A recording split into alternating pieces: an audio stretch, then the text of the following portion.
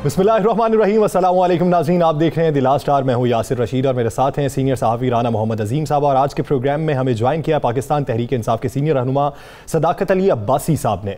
नाज़रीन, आज हम बात करेंगे इस प्रोग्राम में पाकिस्तान मुस्लिम लीग नून ने जो कल से खुशी के शादियाने बजाए आज अपोजिशन लीडर ने तवील प्रेस कॉन्फ्रेंस की और पाकिस्तान मुस्लिम लीग नून की प्रेस कॉन्फ्रेंसेस की आज भरमार थी।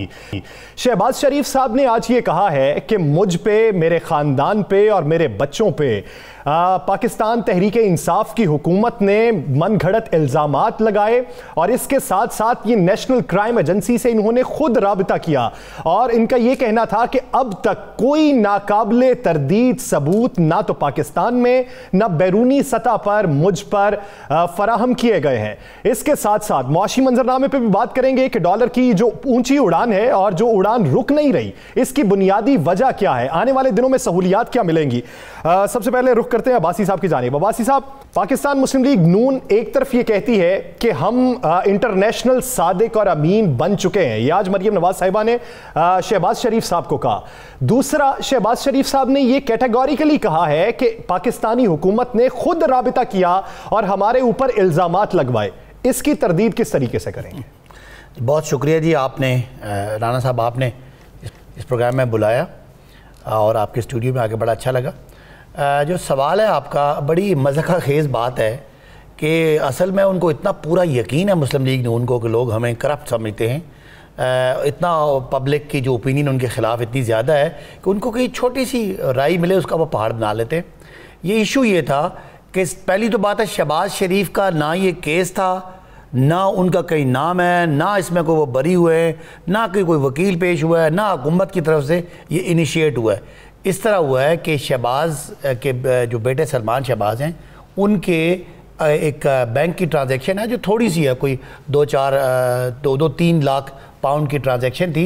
उसको उन्होंने मशकूक डिक्लेयर करके वो बैंक ने, जो नेशनल क्राइम एजेंसी है, उनको कहा कि इसकी तहकीकात करें। उस दौरान उन्होंने पाकिस्तान के इदारों को ख़त लिखा कि ये पाकिस्तानी एक शहरी है और इसके बारे में हमने हमने मशकूक ट्रांजैक्शन देखी है, तो आप इसके बारे में बताएं। लिहाजा हुकूमत के जो आपका एसेट रिकवरी यूनिट है उसने जो उनका मवाद था वो दे दिया और ये जवाब लिखा, उसके ख़त का जवाब दिया जो एक फ़र्ज़ बनता था हमारा और हमारे आपस में मुआहदे हैं इन्वेस्टिगेशन एजेंसीज़ के, उसके मुताबिक जवाब लिखा और उसमें वो उन्होंने पूरी चीज़ें चेक की और उस अकाउंट, सिर्फ 2 अकाउंट है, एक सलमान शहबाज का और एक जुल्फ़िकार का, उस अकाउंट में जितनी दीगर अकाउंट से ट्रांजैक्शन हुई हैं उसका रिकॉर्ड चेक करके उसको जो फ्रीज़ किया था, वो चूँकि टाइम पूरा हो गया था, डी फ्रीज़ कर दिया। ना शहबाज साहब पे कोई केस था, ना वो बरी हुए और वो शादियाने ऐसे बजा रहे हैं। हमेशा इनके साथ मसला ये है कि ये वक्त से पहले खुशियाँ मनाते हैं और बाद में जब मिठाई खा लेते हैं तो इनको उल्टियाँ लगती हैं। सदाकत अली अब्बासी साहब, आपने सबसे बड़ा आप लोगों का नारा जो है वो करप्शन का खात्मा है। तकरीबन सियासी लोग हैं जिन पर मुकदमात हैं अपोजिशन में, जरदारी साहब हैं, चले पुराने मुकदमात हैं, शहबाज शरीफ, हमजा शहबाज, सलमान शहबाज, उनकी वालदा। मुझे कोई 2 नाम ऐसे बता देंगे कि जिनसे आज तक रिकवरी हो गई है? सबसे पहले तो मियाँ नवाज शरीफ साहब से रिकवरी शुरू है और आपको बताएं कि नैब का जो केस जिसमें उनको सज़ा हुई है और उसके बाद अपीलें रिजेक्ट हुई हैं, उसकी रिकवरी शुरू हो गई है और ये 1 अरब 85 करोड़ रुपए की रिकवरी है जो बहुत जल्दी होने वाली है। नंबर 2, ये जो आप खुशियाँ मना रहे हैं लोग यहाँ पे, ये जो शहबाज शरीफ साहब पे केस है मनी लॉन्ड्रिंग के 2 केसेस हैं।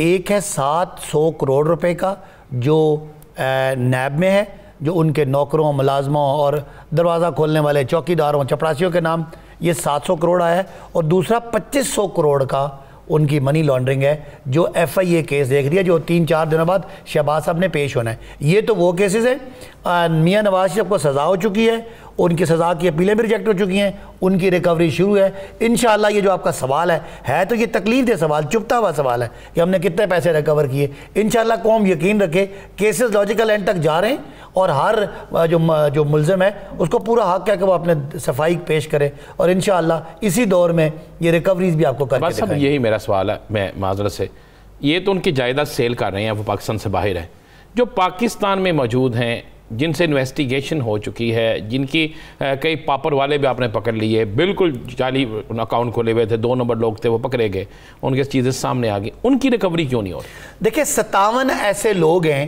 جو بالکل یہ جو آپ کا شریف گروپ آف کمپنیز ہے ان کے ملازم ہیں, شوگر ملوں کے, عربیہ شوگر مل کے وہ ملازمین ہیں, ان کے نام ہیں. اب یہ کیس ٹرائل ہو رہا ہے اور اس میں 12 گواہان کے بیانات قلم بند ہو چکے ہیں.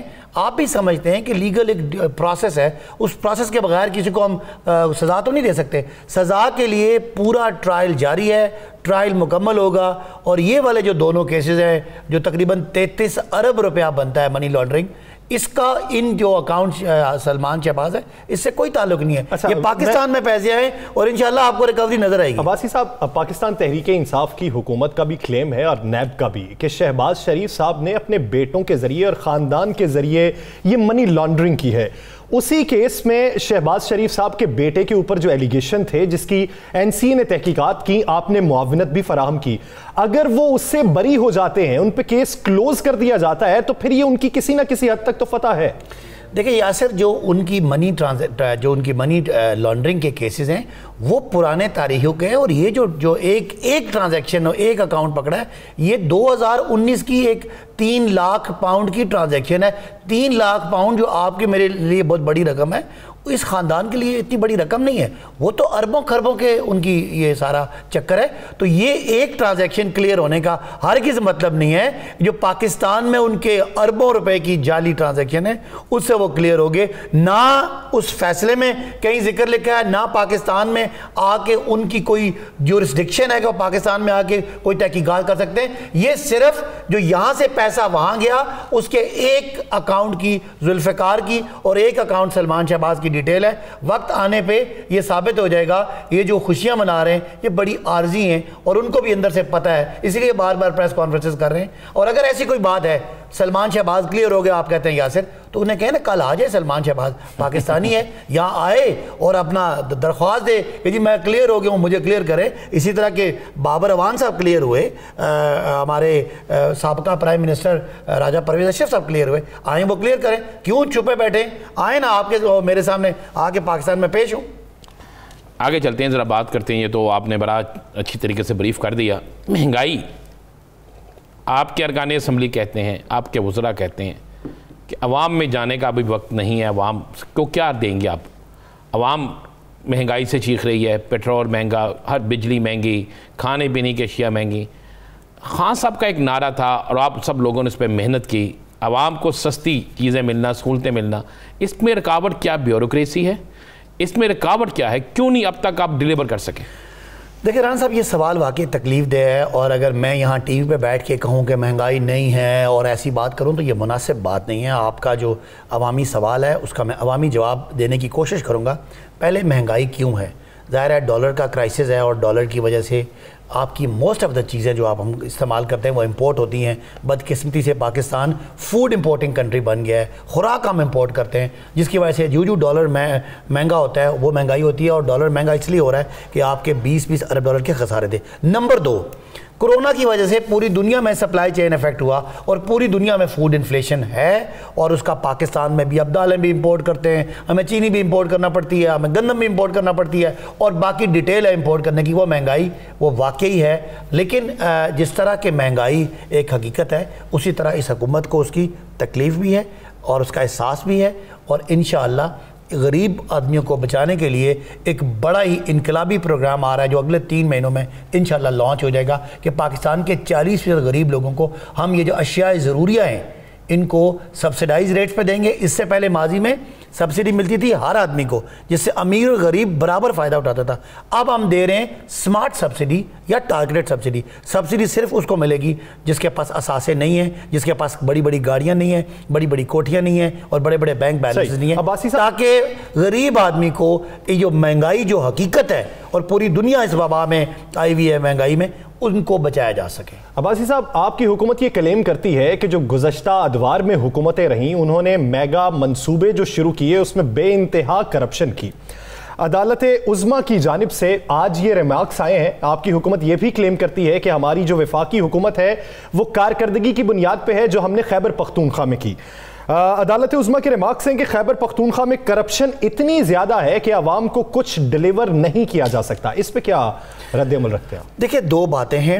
ایک جو عدالت عظمیٰ نے کہا ہے، ظاہر ہے عدالت کے فیصلوں کا، ان کے ریمارکس کا بھی احترام ہے، اور ہم نے کبھی دعویٰ نہیں کیا کہ ہم نے کرپشن ختم کر دی. یہ تو ہم تھے، اس سے پہلے تھے. کہتے ہیں آپ کو پتہ نا وہ حمزہ شہباز کیا کہتا تھا، بچوں کرپشن ہوتی ہے، کرپشن کو مائنڈ نہیں کرتے. اور نعرہ کیا تھا مسلم لیگ ان کا کہ کیا ہو گیا، نواز شریف کھاتا ہے تو کیا ہوا، لگاتا تو ہے. آج آپ بھی سوال کر رہے ہیں، یاسر رانا صاحب بھی سوال کر رہے ہیں، یہ کیمرہ مین جو بیٹھے ہیں وہ بھی سوال کر رہے ہیں کہ کرپشن کو ایک جڑ، ایک بیماری، ایک منحوس چیز عمران خان کے اور پی ٹی آئی کے نعرے نے بنایا. بالکل ٹھیک ہے، ہم نے کرپشن ختم کرنے کا کوئی دعویٰ نہیں کیا، لیکن کرپشن کو بالکل ایک قومی مسئلہ بنایا ہے اور انشاءاللہ یہ ختم بھی ہوگی. رہی بات فرق دیکھ لیں، آج کی مہنگائی کتنی زیادہ ہے اور آج سے 15 سال پہلے مہنگائی کتنی کم تھی. یہ جو موٹر ویز بنی ہے نا، 1 کلومیٹر موٹر وے نواز شریف صاحب کے دور میں 37 کروڑ روپے کی بنتی ہے، اور آج عمران خان کے دور میں ڈالر بھی مہنگا، سیمنٹ بھی مہنگا، سریا بھی مہنگا، مزدور بھی مہنگا. وہ جو 37 کروڑ کی 1 کلومیٹر تھی، اگر آج 17 کروڑ کی بن رہی ہے تو آپ خود اندازہ لگا لیں اس ملک میں کس طرح، وہ کہتے ہیں نا انّے واہ، اس ملک میں لوٹ مار کی گئی ہے. تو انشاءاللہ اس کا احتساب بھی ہوگا اور آپ کو نظر آئے گا کہ آپ شفافیت کی طرف یہ ملک جا رہا ہے.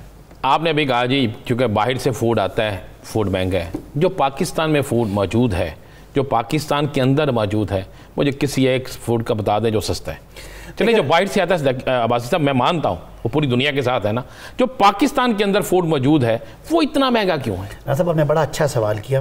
بالکل یہ بات حقیقت ہے کہ پاکستان والی چیزیں بھی مہنگی ہوئی ہیں. ذرا کہ چیک کیجئے گا، جو کسان کو 1200 روپے کا ملتا تھا نا من گندم کا، آج اس کو 1800 اور 2000 مل رہا ہے. لیکن جو مارکیٹ میں ملتا کتنے کا؟ نہیں عوام کو کتنے کا؟ عوام کو مہنگا اگر ملا ہے تو آج آپ کے کسانوں کو، جو آپ کی آبادی کا 60 سے 70% ہے، ان کی 1100 ارب روپیہ آمدنی بھی بڑھی ہے. میں مانتا ہوں کہ مہنگائی ہوئی ہے، لیکن اس مہنگائی کا جو یہ فوڈ انفلیشن ہے، اس کا براہ راست فائدہ آپ کے اس غریب کسان کو بھی ملا ہے، غریب اور امیر تمام کسانوں کو، کہ آج ان کی فصلوں کا اتنا معاوضہ مل رہا ہے کہ انشاءاللہ ہمیں امید ہو چلی ہے کہ 4 اس دفعہ بمپر کراپس ہوئی ہیں، اگلی دفعہ انشاءاللہ 8 ہوں گی.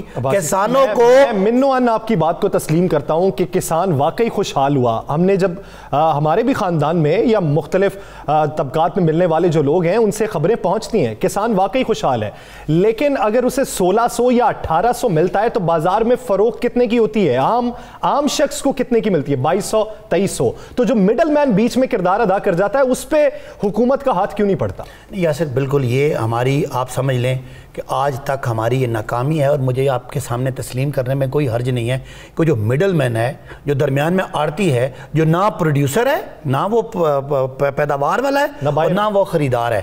یہ بالکل آپ نے صحیح پن پوائنٹ کیا، اور بالکل ہم چونکہ ہم لوگوں میں سے ہیں، لوگوں کی تکلیف کا احساس بھی ہے اور سچ بولتے ہیں، یہ والا معاملہ ہماری رہ گیا. پوری کوشش کی جا رہی ہے اس مڈل مین کو ختم کیا جائے. یہ منڈی اور آڑت کا جو یہ گورکھ دھندا ہے، اس کو ختم کر کے منڈیوں کو، اور یہ جو آپ کا سٹاک کرنے کی فیسلٹی ہے، یہ جو آپ کے کیا ہوتے ہیں کولڈ سٹوریجز ہیں، ان کو اس بجٹ میں پیسے رکھیں کہ یہ ہم چین توڑ کے، اگر کوئی چیز مہنگی ہو اس کا ڈائریکٹ فائدہ پروڈیوسر کو ہو، کسان کو ہو، پیداوار کرنے والے کو.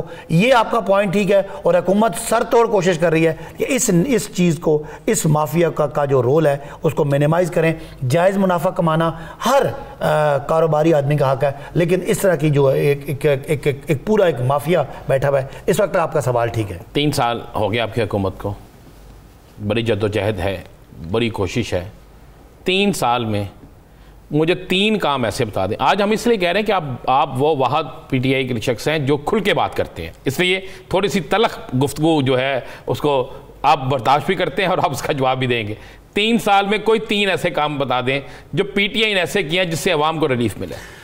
سر میں نے پی ٹی آئی کے لیے بڑی جدوجہد کی ہے اور میں نے بڑا ماریں کھائی ہیں سڑکوں پہ، لیکن یقین مانیں جب میں دیکھتا ہوں کہ کے پی کے کی 100% آبادی کو ہیلتھ کارڈ مل گیا اور اگلے 2-3-4 مہینوں میں سارے پنجاب کے لوگوں کو, آپ کو اور مجھے ہیلتھ کارڈ ملے گا, غریب اور امیر کا جب بیماری ہوگی تو اس کو 10 لاکھ روپے کا علاج ملے گا, یہ اتنا بڑا انقلابی قدم ہے کہ یہ دنیا کے ترقی یافتہ ملک بھی نہیں دے سکے. وہ بھی آپ سے انشورنس کے پیسے لیتے ہیں اور آپ کو انشور کرتے ہیں. آج اگر آپ کی پنجاب اور KPK کی اور کشمیر کی 100% آبادی انشور ہو جائے تو یہ انقلاب ہے جس کا آپ اور مجھے اندازہ ہے کہ غریب آدمی اگر اس کی کوئی ماں یا باپ یا بیٹا یا بھائی بیمار ہو جائے تو ان کا سارا کچھ, ٹیکسیاں بک جاتی ہیں, ان کے مکان بک جاتے ہیں, ان کی دکانیں بک جاتی ہیں اور وہ کبھی کبھی بندے بھی نہیں بچتے. یہ انقلاب ہے. نمبر 2, ایک انقلاب کی طرف ہم جا رہے ہیں, وہ آپ کا ہے پورے ملک کا یکساں نصاب. اس سے پہلے انگریزی میڈیم, انگریزی بولتے والے لوگ اپنے آپ کو اس پہ عباسی صاحب, آپ چونکہ ٹیچر بھی ہیں اور آپ بڑے ہیں, مجھے ذرا لاہور پاکستان کے پرائیویٹ سکولوں میں ایک سا نصاب دکھا دے. دیکھیں مجھے کسی ایک پرائیویٹ سکول میں ایک وہ نصاب دکھا دے جو سرکاری سکول میں. آپ نے ساتھ شک رکھی ہوئی ہے, پڑھ لینا وہ شک کو, کہ اگر وہ جو کتابیں لگانا چاہے گا ساتھ وہ بھی لگا سکتا ہے. دیکھیں 2 باتیں ہیں, ایک ہے سنگل کریکلم, ایک ہے سنگل سلیبس. نصاب کا مطلب ہرگز نہیں کہ کتاب ایک ہوگی. جو کچھ پڑھایا جائے گا اس میں کتابوں کے رینج ہے, اور امیر اور غریب کا بچہ ایک ہی قسم کے طرح کی چیز پڑھے گا. کتاب پہ پابندی نہیں. آپ ٹھیک کہہ رہے ہیں, میں اس پوری کیمپین کا حصہ ہوں. میں خود پرائیویٹ سکول میرے ہیں 6 سکول اسلام آباد میں رن کرتا ہوں. میں آپ کو یہ بتاتا ہوں کہ ٹھیک ہے آپ صحیح کہہ رہے ہیں, ابھی امپلیمنٹیشن فیز پہ ہے, ہو سکتا ہے اس کو سال لگ جائے, لیکن یہ میں آپ کو یقین دلاتا ہوں عمران خان صاحب سے اس ٹاپک پہ میں نے کوئی 50 میٹنگز کی ہیں, اس پہ کوئی برداشت نہیں ہے. آپ سوچیں ایک بچہ مدرسے میں پڑھتا تھا اور ایک انگریزی میڈیم میں پڑھتا تھا, ان دونوں کو اکٹھا بٹھا کے آپ ڈیبیٹ ہی نہیں کرا سکتے تھے, تو پاکستانیت بھی نہیں تھی. امید کرتے ہیں کہ یہ جو نئی آپ ڈیولپمنٹ کر رہے ہیں اس میں مزید بہتری آئے. مجھے سیاسی منظرنامے کی طرف بھی جانا ہے کہ اپوزیشن سے روابط آئندہ کیسے رہیں گے, لیکن ایک سوال اسی ضمن میں کہ وزیر اعظم عمران خان غیر ملکی سرمایہ کاروں کو 3 سالوں میں یہ حتی الامکان یقین دہانی دلاتے رہے ہیں کہ آپ پاکستان میں سرمایہ کاری کریں, ہم ماحول پاکستان میں فضا جو ہے وہ سازگار بنا رہے ہیں. لیکن وزارت خزانہ کی آؤٹ لک رپورٹ جو جاری ہوتی ہے اس میں یہ بات سامنے آتی ہے کہ غیر ملکی براہ راست جو سرمایہ کاری ہے اس میں کمی واقع ہوئی ہے. سرمایہ کاروں کو تحفظ کیوں نہیں دیا جا سکا؟ دیکھیں یہ سرمایہ کار بڑا مشکل چیز ہوتی ہے. یہ کہتے ہیں نا یہ پرندوں کی طرح آتے ہیں, یہ اجڑ کے اجڑ آتے ہیں, اجڑ کے اجڑ اڑ جاتے ہیں. پیچھے پاکستان میں جو دہشت گردی رہی, پاکستان میں بہت برے حالات رہے, تو لہٰذا جو انویسٹر اپنا تھا وہ بھی باہر چلا گیا. بجلی ہماری مہنگی تھی, مہنگے منصوبے تھے, یہاں پہ کاسٹ بڑی زیادہ ہے. اب ہم کیا کر سکتے, حکومت کیا کر سکتی ہے؟ حکومت کسی کو زبردستی پکڑ کے حکم نہیں لا سکتی, ماحول بنا سکتی ہے. ایز آف ڈوئنگ بزنس ایک انٹرنیشنل انڈیکس ہے کہ کاروبار کرنا کتنا آسان ہے. پاکستان کے درجے ہر اگلے مہینے بہتر ہو رہے ہیں, اور ہم ضرور کوشش کر رہے ہیں. عمران خان ایک سیلیبریٹی ہیں پاکستان کے, وہ پوری کوشش کر رہے ہیں کہ انویسٹرز کو لایا جائے. انویسٹر کبھی وزیر اعظم کو دیکھ کے یا کوئی حالات دیکھ کے نہیں, اس کا اپنا منافع ہوتا ہے. اور پاکستان میں بدقسمتی سے ماضی میں اتنی کرپشن رہی ہے, اتنی لوٹ مار رہی ہے کہ جو 2 حکمران جو خود حکمران تھے نا, ان کے اپنے کاروبار تھے, وہ کاروبار اپنی منوپلی بنانے کے لیے پرائیویٹ انویسٹر کو کرش کرتے رہے. آج پہلی دفعہ ماحول بن رہا ہے, انشاءاللہ میں امید ہے کہ پاکستان. عباسی صاحب چونکہ ایک سوال 2 سوال ہیں, بالکل مختصر جواب چاہیے. خواجہ آصف نے آج اسمبلی سیشن میں جو کہا, انہوں نے تو آج للکار دیا, بالکل واضح کہہ دیا اپوزیشن کی طرف سے کہ آپ جوائنٹ سیکشن بلا لیں, اس میں ترامیم منظور کر لیں, جو مرضی کر لیں, ہم اسے نہیں مانیں گے.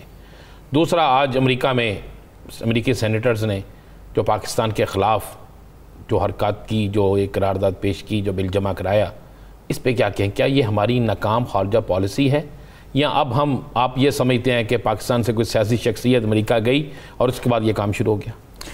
دیکھیں پہلی بات, خواجہ آصف صاحب کو سارا 3 سال وہ چیختے رہے کہ الیکشن کا جو طریقہ کار ہے وہ ٹھیک نہیں ہے, دھاندلی ہوئی ہے.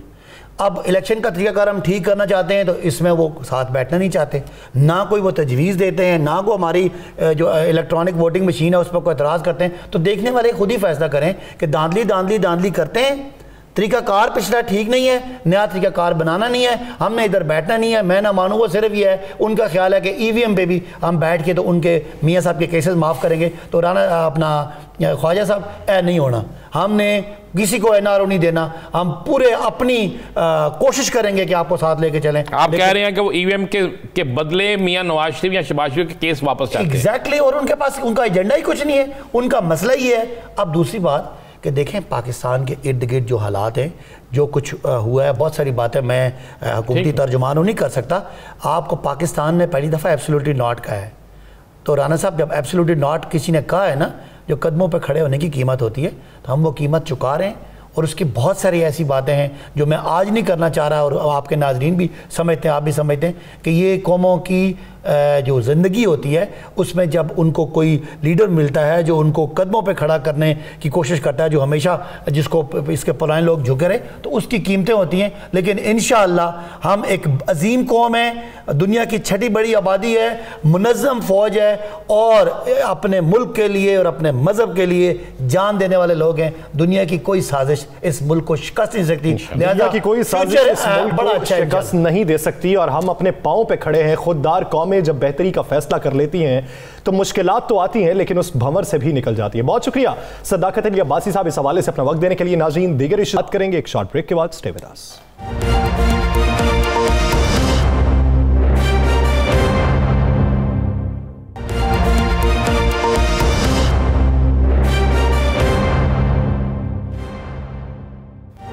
Welcome back. ناظرین، حکومت اور اپوزیشن بینچز سے ایک دوسرے پر جو گولہ باری چل رہی ہے، انتخابی اصلاحات پر دونوں کس نقطے پر ایک میز پر بیٹھیں گے، یہ ایک بنیادی سوال ہے. اگر حکومت انتخابی اصلاحات کے لیے بضد ہے تو اپوزیشن کی جانب سے جھکاؤ کیوں نہیں دکھایا جا رہا؟ اور اگر اپوزیشن ایک میز پہ بیٹھنا چاہتی ہے تو پھر حکومت ڈھنڈورا کیوں پیٹ رہی ہے کہ اپوزیشن بات کرنے کو تیار نہیں؟ اسی بارے میں بات کرنے کے لیے پاکستان مسلم لیگ نون کے سینئر رہنما مرتضیٰ جاوید عباسی صاحب نے ہمیں جوائن کیا. عباسی صاحب بہت شکریہ آپ کے وقت کا. عباسی صاحب، جس طرح آج خواجہ آصف صاحب نے فلور آف دی ہاؤس یہ کہا کہ آپ جوائنٹ سیشن بنا لیں، آپ جو مرضی کر لیں، ای وی ایم کو منظور نہیں ہونے دیں گے، ہم اس کی مخالفت کریں گے. حکومت تو یہ کہتی ہے کہ آپ سے ہم مشاورت کرنا چاہتے ہیں، ہم مشاورت کریں، اپنے تحفظات بیان کریں، ہم وہ خامیاں دور کرنے کے لیے تیار ہیں. تو پھر آپ لوگ بیٹھنے کو تیار کیوں نہیں؟ یہ کون سی حکومت کہہ رہی ہے جو بات آپ نے فرمائی ہے؟ یہ تو روز وفاقی وزراء. میری بات سنیں، میری یہ وزراء بڑے جھوٹے ہیں اور کمظرف بھی ہیں. یہ پچھلے 15 دنوں سے ہماری اسپیکر صاحب کے ساتھ کوئی میرے خیال 5-6 میٹنگز ہوئی ہیں.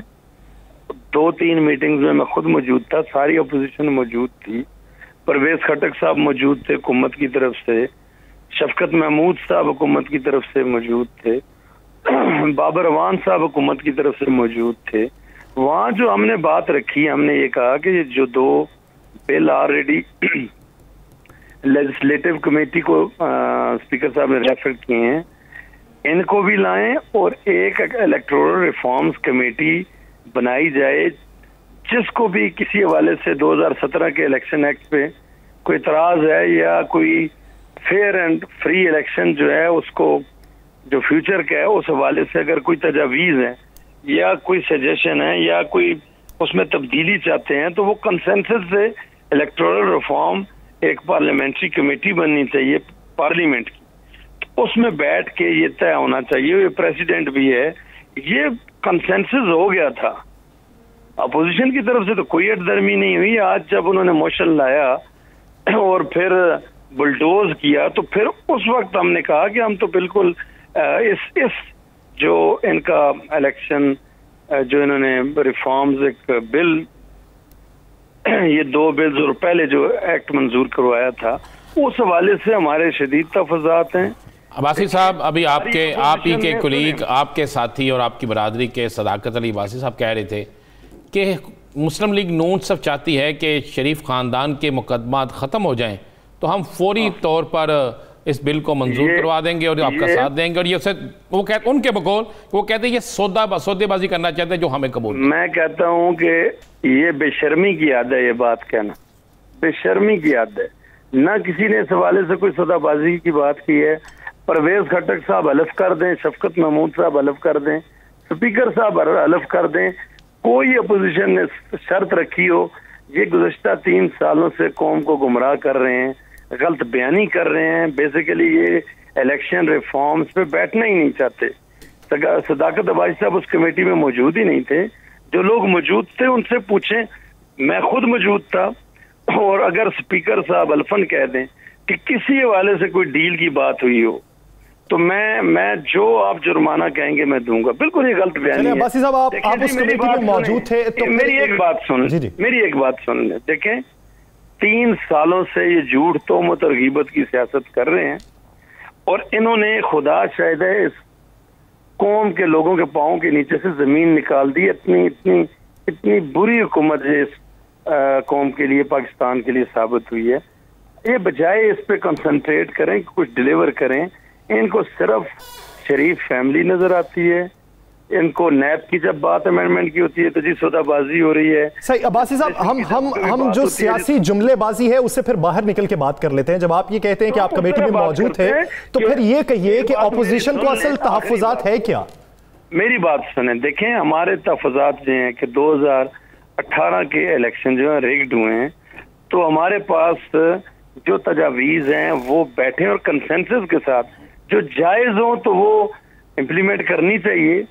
ایک پی ٹی آئی کو چھوڑ کے اس ملک کی ساری سیاسی پارٹیاں جو ہیں وہ اس موجودہ 2018 کے جو الیکشن ہیں ان کو ریگڈ الیکشن قرار دیتی ہے. تو آج اگر بر سیاسی قیادت کنسنسس کے لیے حکومت کے ساتھ بیٹھنا چاہتی ہے, کس فورم پہ کسی جماعت نے کہا ہے کہ وہ الیکٹورل ریفارم کمیٹی کا حصہ نہیں بنیں گے؟ آج دیکھیں JUIF کی جو نمائندگی کر رہے تھے مولانا اسد صاحب, انہوں نے کہا ہم اس حکومت کو ہی نہیں مانتے لیکن پھر بھی ریفارمز کے لیے اس کا حصہ بننے کے لیے تیار ہے. تو کس نے یہ کہا؟ یہ تو پروپوگیٹ کر رہے ہیں کیونکہ ان کو پتہ نہیں کیا خطرہ پڑا ہوا ہے, ان کو کیا جلدی ہے. عباسی صاحب اگر حکومت جوائنٹ سیکشن میں اس بل کو منظور کر لیتی ہے تو اس کے بعد کیا مسلم لیگ نون حکومت کی نئی اصلاحات جس پہ آپ کو خدشات بھی ہیں, جس پہ خواجہ آصف نے آج کھل کے کہا ہے, اس کے بعد مسلم لیگ نون الیکشن میں حصہ لے گی, الیکشن کا بائیکاٹ کرے گی کہ یہاں کوئی اور قانونی راستہ اختیار کرے گی؟ دیکھیں جی اس کے لیے تو ہم ایک تو مشاورت ہوگی اپنی جماعت کے اندر, کیونکہ یہ انہوں نے دھوکہ دیا ہے. کل صبح تک ہمیں یہ پورا یقین تھا کہ حکومت جو ہے وہ الیکٹورل ریفارم کمیٹی اسپیکر صاحب نے کمٹ کیا تھا, وہ حکومت کے وزراء بیٹھے تھے. ہمیں ہمارے خیال میں بھی یہ بات نہیں تھی کہ یہ اس طرح سے ایک دم سے ایجنڈے پہ لائیں گے اور بلڈوز کر دیں گے. تو اب اس حوالے سے جو ہماری حکمت عملی ہے, آج خواجہ آصف صاحب نے اس حوالے سے اشارہ بھی کیا ہے, ہم ساری اپوزیشن پارٹیز اور پوری قوم ان کو انشاءاللہ 2018 کی طرح الیکشن چوری نہیں کرنے دیں گے. اس کے لیے بھرپور حکمت عملی بنائی جائے گی, احتجاج بھی ہوگا, بائیکاٹ بھی ہوگا, اور اگر زبردستی انہوں نے الیکشن کرانے کی کوشش کی تو اس کو روکا بھی جائے گا. یہ بات بھی ہے, یہ کوئی اتنا ایزی ٹاسک نہیں ہے. یہ آپ نے دیکھا ہے کہ کتنی غیر ذمہ دارانہ انہوں نے آج رویے کا مظاہرہ کیا ہے. پچھلی دور میں جب ہماری حکومت تھی تو ہم نے یہ جو پارلیمنٹری کمیٹی ہماری حکومت کے دور میں بنی تھی, اس میں 2017 کا جو ایکٹ ہے وہ کنسنسس سے پاس ہوا ہے. اس میں پی ٹی آئی کی حکومت کے ممبران شامل تھے, پریزیڈنٹ جو آج پاکستان کے ہیں وہ شامل تھے. تو عباسی صاحب آپ کیا سمجھتے ہیں؟ آپ یہ سمجھتے ہیں کہ حکومت پروپیگیٹ کر رہی ہے, حکومت بلڈوز کرنا چاہتی ہے, تو ایسے وقت میں کہ کیا ساری اپوزیشن ایک پلیٹ فارم پہ جمع ہو جائے گی جب آپ روزمرہ کی بنیاد پہ پیپلز پارٹی پہ بھی الزامات لگا رہے ہیں اور پرانی باتیں اب دہرائی جا رہی ہیں؟ دیکھیں اس ایشو پہ تمام سیاسی جماعتیں جو ہیں نا, پاکستان کی تمام سیاسی جماعتیں, میں اپوزیشن جماعتوں کی بات نہیں کرتا, جو پارلیمنٹ کے اندر نہیں ہے, جو پارلیمنٹ سے باہر ہیں, ہر سیاسی قوت جو اپنا وزن رکھتی ہے وہ اس کے خلاف ہے جو حکومت اس وقت کر رہی ہے. ہم نے تو ان کو تجاویز دی ہیں کہ سول سوسائٹی سے لیں, بار کونسل سے لیں, صافی برادری سے لیں, ہر ایلیمنٹ اس کا جو ملک کا ہے, 22 کروڑ عوام کا رائٹ ہے. ہم نے تو پبلک پٹیشن اس وقت پبلش کی. مرتضی عباسی صاحب, مریم صاحبہ کا آج کہنا ہے کہ میاں نواز, میں چاہتی ہوں کہ میاں نواز شریف صاحب نومبر دسمبر میں آ جائیں, تو کیا میاں صاحب آ رہے ہیں؟ دیکھیں میاں صاحب آئیں گے, ان کا علاج کا معاملہ ہے, ڈاکٹر جب پرمٹ کریں گے وہ آئیں گے. اس وقت میاں نواز شریف صاحب کا پاکستان آنے کا مسئلہ نہیں ہے. اس وقت مسئلہ یہ ہے کہ لوگ مہنگائی سے مر رہے ہیں, معیشت تباہ ہے. اگر یہ آج کہتے ہیں جی 4% پہ ہم گروتھ ریٹ لے آئے ہیں, 2 سال بعد یہ 5.8 جب ہم 2018 میں جہاں ہم نے چھوڑی تھی وہاں یہ لے کے آتے ہیں کہ قرضوں میں انہوں نے 30% اضافہ کر دیا ہے. تو اس کا مطلب ہے کہ یہ ترقی کے 5 سال اس نئے حکومت نے ضائع کر دیے اس قوم کے. یہ میاں نواز شریف صاحب اس وقت بڑا مسئلہ نہیں ہے، اس میں کوئی شک نہیں ہے کہ ان کو خواب میں بھی آتے ہیں اور یہ ان سے ڈرتے ہیں. پاکستان کی سیاست کا محور، اس میں کوئی شک نہیں ہے کہ میاں محمد نواز شریف صاحب. اور اس وقت جو مسائل ہیں ان وزراء سے بات کریں، یہ معیشت پہ بات نہیں، سی پیک پہ بات کریں کہ بھئی اسپیشل اکنامک زون کیوں نہیں بنے. پاکستان مسلم لیگ نون سب سے بڑی اپوزیشن جماعت ہے، ماضی کی حکمران جماعت بھی رہی، عوام کی امیدیں بھی وابستہ ہیں، کارکنان کی ہمت کبھی کبھار دم توڑ جاتی ہے جب رہنماؤں کی سطح پہ، قائدین کی سطح پہ اختلافات سامنے آتے ہیں. کبھی کوئی بیان آتا ہے، کبھی کوئی بیان آتا ہے، پھر اگلے دن ہاتھ پہ تالی بجائی جاتی ہے اور ایک دوسرے کو مبارکباد دی جاتی ہے. تو اس طرح کے ابہام کیوں پیدا کیے جا رہے ہیں؟ دیکھیں یہ بالکل اختلاف رائے ہو سکتی ہے، لیکن جماعت کی لیڈرشپ میں کسی قسم کا کوئی اختلاف نہیں ہے. ہمارے قائد نواز شریف صاحب، جو ان کا فیصلہ ہوگا، ہمارے صدر صاحب اور ساری پارٹی اس پہ چلے گی، کوئی ایک قدم بھی پیچھے نہیں ہٹے گا. آج صاحب جو خواجہ آصف صاحب آپ کے مرکزی رہنما ہیں، آج جو انہوں نے پنڈی میں بات کی ہے، کیا آپ اس کی بھی تردید کرتے ہیں؟ جناب، انہوں نے جس سینس میں بات کی، انہوں نے یہ بات کی کہ پنڈی میں جماعت کے اندر اختلافات ہیں، گروپنگ ہے، اور ہزارہ ڈویژن میں بھی گروپنگ ہے. انہوں نے یہ تو نہیں کہا کہ پارٹی کی لیڈرشپ میں گروپنگ ہے.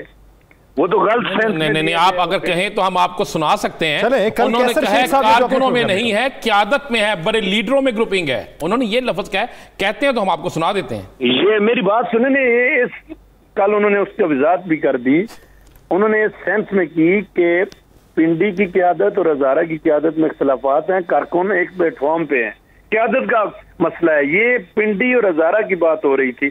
پورا جملہ مرزا عباسی صاحب، اگر ابھی آپ کو سنا دیتے ہیں خواجہ صاحب نے کیا کہا، ملاحظہ کر لیتے ہیں ملاحظہ کریں تاکہ چیزیں کلیئر ہو جائیں. جھگڑے ورکروں کے نہیں، جھگڑے قیادت کے ہیں. حکومت کے لیے چوتھی بار مینڈیٹ حاصل کرنی ہے تو خدا کے لیے اپنے صفوں میں جو ہے اتحاد پیدا کریں. انتخابات کسی وقت بھی آ سکتے ہیں. ہم جیسے جو ورکر ہیں نواز شریف کے، ان کا نواز شریف سے جب رشتہ ہے جو اس کو اگر آپ نے نبھانا ہے تو مہربانی کریں اپنی صفوں میں اتحاد پیدا کریں. جی عباسی صاحب، آپ کو سنا دیا ہے خواجہ صاحب نے جو کہا ہے. میری بات سنیں، اس سے پہلے اگر جملے دو سنا دیں اگر ہے آپ کے پاس. ہمارے پاس سب کچھ ہے جی. یہ بیسیکلی کل وضاحت بھی کی ہے خواجہ صاحب نے، بڑی کیٹیگوریکلی وضاحت کی ہے کہ میں نے قیادت کے حوالے سے نہیں، میں نے جو ہماری علاقائی سطح پہ گروپنگ ہے اس کے حوالے سے بات کی ہے. جو مختلف گروپس ہیں انہوں نے پنڈی اور ہزارہ کا حوالہ بھی دیا ہے.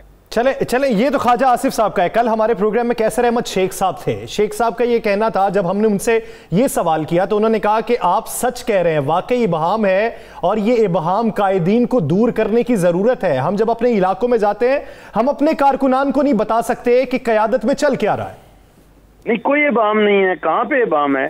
دیکھیں، فیصلہ ایک ہماری قیادت کرتی ہے، اس میں پوری پارٹی چلتی ہے. ابھی جتنے بھی ہمارے فیصلے ہوئے ہیں، ابھی ڈویژنل کنونشنز ہو رہے ہیں، کسی نے ڈینائی نہیں کیا. عباسی صاحب سر مختصر سی بات ایک آپ کو یاد کراتے چلیں کہ محترمہ نے کہا ہے، محترمہ مریم صاحبہ نے کہا ہے کہ میں اس گناہ میں شامل نہیں.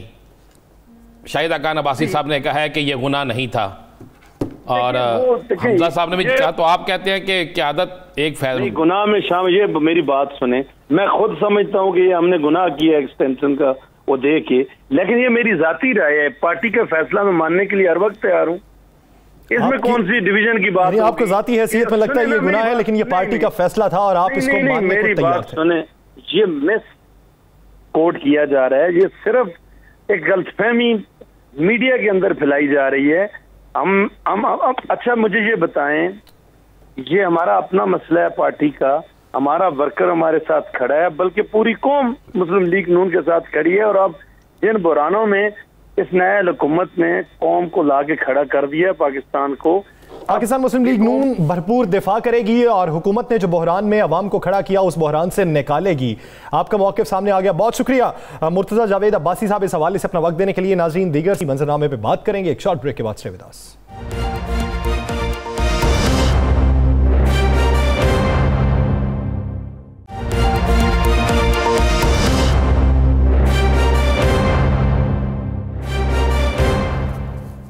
वेलकम बैक नाज़रीन, अब हम बात करेंगे महंगाई पर। महंगाई उरूज पकड़ती जा रही है, डॉलर की कीमत हाथ में नहीं आ रही, डॉलर रोज बरोज ऊंची परवाज पकड़ता जा रहा है। हुकूमत के पास कोई मुदल्लल वजाहत नहीं है कि डॉलर की कीमत में इजाफा क्यों हो रहा है, ये इजाफा क्यों हो रहा है और आने वाले दिनों में इसके असरात क्या पड़ेंगे। इसी बारे में बात करने के लिए हमें ज्वाइन किया है माहिर डॉक्टर शाहिद हसन सिद्दीकी साहब ने। डॉक्टर साहब बहुत शुक्रिया आपके वक्त का। डॉक्टर साहब, हुकूमत के पास तो दलाइल नहीं है, ना ही हमें हुकूमत की मंतिक समझ आ रही है। माहिर मईशत कुछ राय रखते हैं कि अफगानिस्तान की तरफ डॉलर स्मगल हो रहा है, हुकूमत को रोकना चाहिए, उसका इंपैक्ट ये आ रहा है। कुछ माहिर मईशत ये राय रखते हैं कि अफगानिस्तान के अंदर डॉलर की जरूरत ज्यादा आन पड़ी है, इसलिए वहां से जो डॉलर पाकिस्तान आता था वो अब नहीं आ रहा, जिसका इंपैक्ट देखने में आ रहा है। आपकी नजर में ये सारा वबाल क्यों बना? पहले ये क्लैरिफाई कर दूं कि ये जो रुपए की कदर तेजी से गिरना शुरू हुई है ये मई से हुई है, मई 2021 से। इसका मतलब ये है कि अफगानिस्तान से इसका कोई बहुत ज़्यादा ताल्लुक़ नहीं है, क्योंकि ये तो जुलाई में मसला पैदा हुआ। नंबर एक, बुनियादी बात, चाहे लोग हम शर्माते हैं ये बात करते में, हुकूमत और स्टेट बैंक की नाकिस माशी पॉलिसियाँ जो अशराफिया को नवाजने पर मबनी हैं, नंबर एक। नंबर दो, इंतहाई तेज़ी से बिगड़ते हुए वो माशी अशारिये, इकनॉमिक इंडिकेटर्स जो रिपोर्ट हो रहे हैं, जो स्टेट बैंक ऑफ पाकिस्तान और मिनिस्ट्री ऑफ फाइनेंस के आदाद-ओ-शुमार उनके हैं, लेकिन सियासी तकरीरों में उनका जिक्र डिस्टॉर्ट करके किया जाता है। और तीसरी बात यह है कि जो मौजूदा माली साल है इसमें मईशत को जो ख़तरात और चैलेंजेस दरपेश हैं वो बहुत वाज़े तौर पे नज़र आ रहे हैं। हुकूमत और स्टेट बैंक का उसको इल्म है, लेकिन वो उसको नज़रअंदाज करके कामयाबियों के दावे करने में जो कि ख्याली और फर्जी हैं मगन है। ये तो है बुनियादी वजूद। अब जैसे मैंने अर्ज़ किया था आपसे कि 4 साढ़े 4 महीने जो गुजरे हैं पिछले, उसमें डॉलर के मुकाबले में 17 रुपये कमी हुई है। और अगर आप इस हुकूमत का 3 साल देखें और 1 महीना, तो इसमें 46 रुपये फ़ी डॉलर कमी हुई है। ये बहुत ज़बरदस्त कमी है इसके मईशत के ऊपर, और पाकिस्तान के 22 करोड़ अवाम की ज़िंदगियों पर बहुत ही तबाहकुन और मनफी असरात मुरतब हुए हैं। पाकिस्तान की मईशत को इससे ज़बरदस्त नुकसान पहुँच रहा है, और इसमें हुकूमत के साथ साथ स्टेट बैंक इन तमाम कार्यों में लीपापोती में कमज़ोर जो है लीपापोती करके गलत हक़ाइक़ पेश करने में स्टेट बैंक भी बराबर का जिम्मेदार है। साहब, आप क्या समझते हैं, क्या डॉलर की उड़ान यहाँ पे रुक जाएगी, वापस होगी, कि मज़ीद आगे जाएगी? देखिए, अगर वापस आप ज़बरदस्ती करके ले जाएंगे तो बहुत ही आर्जी होगी, बहुत आर्जी होगी, ये फिर बढ़ेगा। लेकिन अभी फौरी तौर पर कोई बहुत ज़्यादा नहीं बढ़ेगा, लेकिन ये वाज़े है कि दिसंबर के तक जो है ना मज़ीद कमी हो चुकी होगी, और जून तक उसमें मज़ीद कमी हो चुकी होगी। हुकूमत के पास 20 अरब डॉलर के रिजर्व्स हैं स्टेट बैंक के पास, जिसको फ़खरिया कहते हैं, मगर ये उनके पैसे नहीं हैं, ये तो उन्होंने कर्ज़े लेके हमारे दिए महंगी शरह सूद पर। लेकिन उस पैसे से अगर स्टेट बैंक चाहे तो इंटरवीन करके आर्जी तौर पर कुछ बेहतरी ला सकता है। लेकिन बुनियादी बात यह है कि अगर आपके माशी अशारिये इंतहाई तेज़ रफ्तारी से बिगड़ रहे हैं, जो खौफनाक हद तक जा रहे हैं, तो फिर वो कैसे आप उसको रोकेंगे? मैं उसका आपको जो आदाद शुमार अभी मैं आपके पेश करूँगा वो या तो हुकूमत के होंगे या स्टेट बैंक के होंगे, यानी मिनिस्ट्री ऑफ फाइनेंस के और स्टेट बैंक। देखिए, लेकिन लीपापोती क्या समझते हैं कि रोजाना की बुनियाद पे ये स्टॉक मार्केट में जो मंदी का रुझान शुरू हो चुका है, जिसे पहले हुकूमत कैश भी करवाती रही है गुज़श्ता 3 माह के अंदर, अब वो मुसलसल गिरावट किस वजह से? देखिए, अभी तो गिरावट आई नहीं है। हमारे यहाँ जो ड्रामा होता है वो ये होता है कि वक्तन फ़वक्तन कुछ बाहर से फॉरेन रेमिटेंसेस अरेंज की जाती है। कोई ज़रूरी नहीं होता कि वो फॉरेन रेमिटेंसेस फॉरेनर्स की हो। तो अप्रैल में वो होता ही है कि पहले स्टॉक एक्सचेंज को ऊपर ले जाया जाता है, फिर बाहर से अचानक फॉरेन जो है पोर्टफोलियो इन्वेस्टमेंट बाहर से पैसा आ जाता है, और वो फिर मुनाफा कमा के पैसे को बाहर ले जाते हैं। अब से चंद महीने पहले इसी हुकूमत के दौर में बाहर से पैसा आया, और लोगों ने जो फॉरेनर्स थे उन्होंने 38% मुनाफा कमाया। 38% सालाना नहीं, 38% चंद महीने के अंदर, यानी सालाना तो 100% से ज़्यादा था, वो ले गए, स्टॉक एक्सचेंज गिर गया। अब अचानक ये हुआ था कि आप अगर जुलाई से लेके अगर आप देखें تو جولائی سے لے کے مارچ تک ایک پیسہ بھی نہیں آیا باہر سے پورٹ فولیو میں. اچانک ہم نے دیکھا کہ یہ تو بتا دیں کہ حکومت کو کیا اقدامات کرنے چاہیے کہ جس سے ڈالر کی اڑان رک جائے اور عوام کو ریلیف ملے. اور دوسرا جو ہمیں سعودی عرب کی طرف سے تیل کے حوالے سے خوشخبری مل رہی ہے اس سے کیا کوئی فرق پڑے گا؟ دیکھیے میں نے جب آپ سے ایک جملہ بتا دوں کہ ابھی 15 ارب ڈالر کا اس سال کرنٹ اکاؤنٹ خسارہ ہونے جا رہا ہے, 15 بلین ڈالرز. اور اسٹیٹ بینک کے گورنر نے چند دن پہلے یہ کہا کہ یہ 2 سے 3% آف GDP ہوگا, تو 2% مطلب 6 ارب ڈالر. تو جب ان کو پتا ہے اور اس کے بعد لیپا پوتی کر کے یہ باتیں کر رہے ہیں, تو اگر یہ 15 ارب ڈالر کا آپ کا کرنٹ اکاؤنٹ خسارہ ہے تو تیل ہونے سے کیا سا بڑا فرق پڑ جائے گا ادھار ملنے سے. یہ بہت بڑا خسارہ ہے, کوئی معمولی بات نہیں ہے. یہ 15 ارب ڈالر وہ ہے جو 2017 میں نہیں تھا جبکہ معیشت بحران میں تھی, 2019 میں بھی یہ نہیں تھا جب معیشت بحران میں تھی. تو یہ جو خوفناک حد ہے اس لیے کہ آپ نے سستے شرح سود پہ قرضے دینے شروع کر دیے. تو لوگوں نے گاڑیاں بھی لیں اور غیر ضروری امپورٹ بھی کیا اور برآمدات بڑھی نہیں, اور آپ نے ترسیلات منگائی کارکنوں کے نام پر جو کہ 74 ارب ڈالر کی آ گئی. وہ کارکنوں کی نہیں تھیں, وہ بڑی بڑی رقوم کی تھیں, اور انکم ٹیکس آرڈیننس 111(4) کے تحت وہ ایگزمپشن تھی کہ کوئی ان کو ڈاکٹر صاحب آپ یہ دیکھیے کہ موجودہ حکومت کی جو پالیسیز ہیں ان کا یہ کہنا تھا کہ ہم برآمدات کو فروغ دیں گے. برآمدات کو فروغ دینے کے ساتھ ساتھ درآمدات میں بھی اضافہ ہوتا جا رہا ہے, تو کاروباری طبقہ جو ہے اس کے تحفظات کیا یہ حکومت اپنی اسٹریٹجی سے دور کر پائے گی؟ دیکھیے تحفظات جو ہے اصل ہمارا مسئلہ وہ ہے ہی نہیں ان کا. انہوں نے تو یہ کیا ہے کہ سستی شرح سود پر کئی 100 ارب روپے کے قرضے لیے ہیں. آپ اسٹیٹ بینک کی رپورٹ دیکھ لیجئے. ہمارا ڈسکاؤنٹ ریٹ جو ہے وہ اب انہوں نے آ کے 7.25 کیا ہے, افراط زر اس سے زیادہ ہے. 2000 ارب روپے کا آپ نے ان کو پیکج دیا اور ان کو قرضے دیے سستے. اسٹیٹ بینک کی رپورٹ میں لکھا ہے اس پیسے سے گاڑیاں خریدی گئیں جو امپورٹڈ تھیں, غیر ضروری جو ہے امپورٹس کی گئیں, وہ تجارتی خسارہ چلا گیا. تو 2000 کا پیکج آپ نے دیا, اور یہ تعمیراتی شعبے کو آپ نے کہا کہ جناب آپ کالا دھن لگا دیں. تو صنعتی شعبے نے کہا جی میں ایک جملہ پورا کر لوں, تو انہوں نے کہا ہم بھی ادھر ہی چلے جاتے ہیں, صنعتیں چھوڑ دیتے ہیں. تو حکومت اور اسٹیٹ بینک نے کہا جی آپ کو صدیقی صاحب آپ کیا سمجھتے ہیں حکومت اپنی معاشی ٹیم کو تبدیل کرنے جا رہی ہے؟ نہیں, بالکل نہیں کرے گی, اس وقت کر نہیں سکتے ہیں. لیکن اب میرے خیال سے عمران خان صاحب نے یہ اپنے دل میں تسلیم کر لیا ہے کہ اگلے 2 سال میں معیشت کو بہتر نہیں کر سکتے. اس کی بنیادی وجہ یہ ہے کہ یہ نااہل ہیں وہ ضرور ہیں, لیکن جو انہوں نے قوم سے 2 وعدے بہت سے کیے تھے, جو تحریری وعدے تھے وہ 2 تھے, اسی سے معیشت ٹھیک ہوگی اور 1 سال کے اندر ٹھیک ہوگی. ڈاکٹر صاحب وزیر اعظم عمران خان صاحب نے یہ فیصلہ کر لیا ہے کہ وزیر خزانہ شوکت ترین صاحب کو سینیٹر بنایا جائے گا, تو پھر حکومت کس زوم میں ہے کہ اگر اس تباہی کے دہانے پر معیشت پہنچ چکی ہے تو پھر اسی میکانزم کے تحت اس کو آگے بڑھانے کے لیے اسی ٹیم کو فروغ دیا جا رہا ہے؟ دیکھیے میرا اپنا خیال یہ تھا, جو میں سمجھا ہوں کہ عمران خان صاحب کو یہ کنونس ہو گئے ہیں کہ چیزیں ان کے ہاتھ سے نکل گئی ہیں. اسٹیٹ بینک کا گورنر ان کی بات سنتے نہیں ہیں, ڈپٹی گورنر بھی وہ IMF کا لے آئے ہیں, اور وہ فیصلے جو کرنے چاہ رہے تھے پرائم منسٹر صاحب وہ خود نہیں, وہ اب خود بھی تیار نہیں ہے ٹیکسوں کے لیے جو انہوں نے وعدہ کیا تھا کہ ہم 100 دن کے اندر جو ہے منصفانہ نظام لے آئیں گے. سرکولر ڈیٹ کا جو انہوں نے وعدہ کیا تھا اس کو بھی انہوں نے پورا نہیں کیا. تو نہ وہ خود تیار ہیں, نہ ان کی معاشی ٹیم تیار ہے, نہ ان کے وزراء تیار ہیں, نہ پارلیمنٹ تیار ہے, وہ خود بھی تیار نہیں ہے. As simple as that. تو اب لیکن ان کو یہ پتہ ہے کہ جب انہوں نے شوکت ترین صاحب کو لیا تھا, اگر آپ کو یاد ہو, تو انہوں نے حلف اٹھانے سے 2 ہفتے پہلے یہ کہا تھا کہ تحریک انصاف کی حکومت نے پاکستان کی معیشت کا بیڑا غرق کر دیا, اس کو ٹھیک کرنے میں 5 سال لگیں گے. یہ ان کا ریکارڈ پر بیان ہے جو بالکل سوشل میڈیا پہ سرکولیٹ ہوا تھا, بڑے چینل پہ کہا تھا انہوں نے. لیکن حلف اٹھانے کے بعد انہوں نے کہنا شروع کر دیا کہ جناب یہ تو جو ہے ہم نے تو ٹھیک کر دی تھی حکومت نے, لیکن پینڈیمک آ گیا. لیکن یہ ریکارڈ پر ہے کہ پیپلز پارٹی نے بھی ان کو سینیٹر بنایا تھا اور وزیر خزانہ بنایا تھا. معیشت تباہ ہوئی, استعفیٰ بھی لیا سینٹ سے بھی اور اس سے بھی. لیکن یہ حکومت اتنی زیادہ تبدیلیاں کر چکی ہے کہ اب ان کو جو ہے وہی تبدیلی کرنا افورڈ نہیں کر سکتے.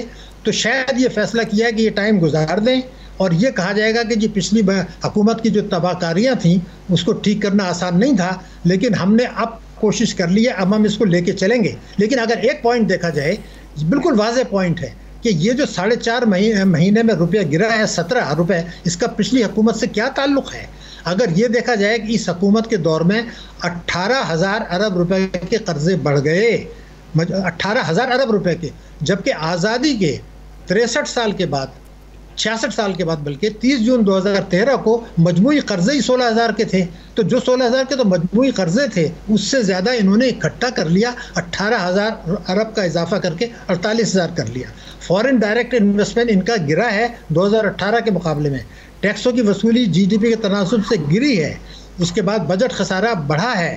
تو سوال یہ مہنگائی بڑھی ہے، اور 5 سال میں جو ان کی شرح نمو ہوگی زیادہ سے زیادہ اوسط ہوگی 3.3%. ان کو ملی تھی 5%، 5.5%. تو ان کا خیال ہے کہ یہ ڈاکٹر صاحب پھر حالات ٹھیک آپ کو ہوتے نظر نہیں آ رہے؟ نہیں، انہوں نے فیصلہ کر لیا کہ وہ یہ ابھی چلنے دیں ایسے ہی. یہ کہا جائے گا اگلے الیکشن سے پہلے کہ جی اتنی خرابیاں تھیں کہ وہ 70 سال کی میں 5 سال میں ٹھیک نہیں کر سکتا تھا، اب میں نے کر دی ہیں، اب ٹیک آف ہوگا. لیکن ایک چیز لوگوں کو اگر آپ بتا دیں کہ تحریک انصاف جب خیبر پختونخوا میں 2013 سے 18 میں تھی اور وہ 18ویں امینڈمنٹ آ چکی تھی اور وہاں ان کی میجورٹی تھی، انہوں نے ٹیکسوں کے سلسلے میں، زرعی شعبے کے سلسلے میں، پراپرٹی کے سلسلے میں، تعلیم کے سلسلے میں، صحت کے سلسلے میں اپنے انتخابی وعدے پورے نہیں کیے تھے، جبکہ ان کی واضح اکثریت تھی. اور اب وہ 9 سال کے پی میں انہوں نے وہی کیا جو سندھ میں انتخابی وعدے جو تحریک انصاف کی حکومت سے کیے گئے، نہ تو وہ خیبر پختونخوا میں پورے کیے گئے اور نہ پاکستان میں. تو اسی بنیاد پر اگر معیشت کو آگے چلایا گیا تو معیشت مزید خسارے کا شکار ہو سکتی ہے. بہت شکریہ ڈاکٹر شاہد حسن صدیقی صاحب اس حوالے سے. اپنے کے لیے ناظرین دی لاسٹ آور سے مجھے اور رانا عظیم صاحب کو دیجیے اجازت. اللہ نگہبان.